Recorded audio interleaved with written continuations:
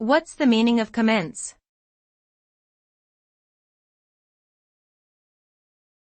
Commence.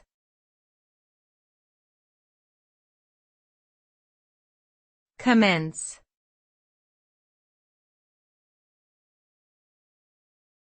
Commence.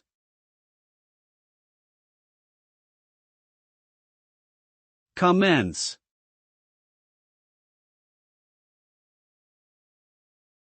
Commence means to begin or start something. When we commence an activity or process, we initiate it and set it in motion. It suggests the start of a new phase, activity, or event.